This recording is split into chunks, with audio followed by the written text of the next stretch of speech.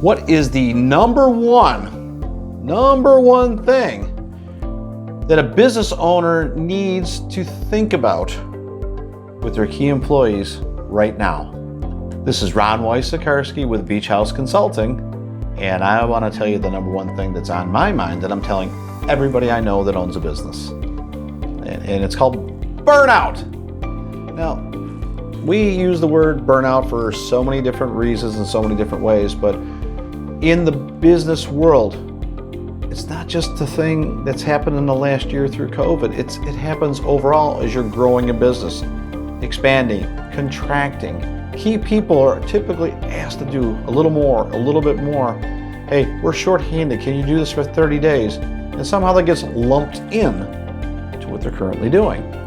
They may or may not receive bonuses and raises to match that extra that they're doing. Sometimes the business literally has to cut people just to stay in business. And as a business owner, if you're not paying attention to those moments when your best people simply running out of bandwidth, they're running out of energy, maybe just a little more irritable than they've ever been, maybe they've never been irritable and they are now. Burnout is a real thing. And there is, I won't say a cure for it, but there's a way to get in front of it. Now, the first thing is, let's take a look at how much your staff is working. And if it's the proverbial 8 to 5 with the lunchtime and are working 40 hours a week, a couple things you can look at. Number one, your productivity with each person. It could be just time blocking. What do I mean by that? We did a recent exercise at one of my businesses where we took the timesheet. It just says, hey, from 8 o'clock to 8:15, 8:15 to 8:30, and just 15-minute intervals all day long. It says, listen, this is not about yelling at you for not working enough. It's to make sure that we're working in priorities and doing what we're supposed to be doing during certain time blocks. And we have elements of our day that are pre-planned from 8:30 to 9 and also from 9 to 11. What we found through the exercise that people felt they're working 40 or 45 hours a week, and really sometimes it was like 32 or 35, which isn't necessarily a bad thing, but they were doing the wrong things at the wrong time, and it was getting in the way of productivity and overall satisfaction, because man, all they'd ever do is work.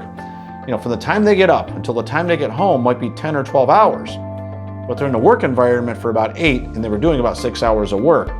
What we quickly found out is that most people were in the 30 to 35 range that thought they were working 45 or 50 hours, because we're including the time from when we wake up and start thinking about work until the time we get home and stop thinking about it, if there is such a thing these days. Part of the burnout is the perception that all I ever do is work. What we quickly found out was that in our 8:30 to 9 controlled piece, that was pretty good. That 9 to 11, where there was some freedom for an hour time block, we were finding that the whole 2 hours was not being used and dedicated, in this case for lead generation. It wasn't actually being done for that. It was a lot of things that weren't being done. And now what happens is you're not doing what you're supposed to from 9 to 11, and it manifests someplace else. And for some of our folks, it was from 7 to 9 at night. They were working more to catch up what they couldn't get done during the day. What we quickly learned was that if we did what we should have done in the proper time block, we wouldn't be doing it at night. In those 6 hours out of 8 during the day, if it was closer to the 8, it relieved them of having to do it at night. Distractions happen, things get in the way. Maybe they're just tired. Maybe they're just, they need some time off. Maybe look at the time off calendar. That might be a solution for you. It's less about cracking the whip and saying, hey, you've got to work right now, work harder, and work all 8 hours that you're here. It's helping them understand that when it's not being done during the work day, it's showing up someplace else. And where it manifests usually is personal time or family time, and then there's conflict. You're always working, you're at work all day long, and now you got to bring it home. This just in, there are times where if we worked a little differently in the workspace, we wouldn't have to bring it home. Now, that's not the only thing that's going on right now, and definitely your business might be growing. And if that's the case, we might be asking people to, okay, I know you're doing all these things, but now we're bringing on 3 people that need to be trained. That's another piece. You may also need to look at hiring additional people as you scale your business.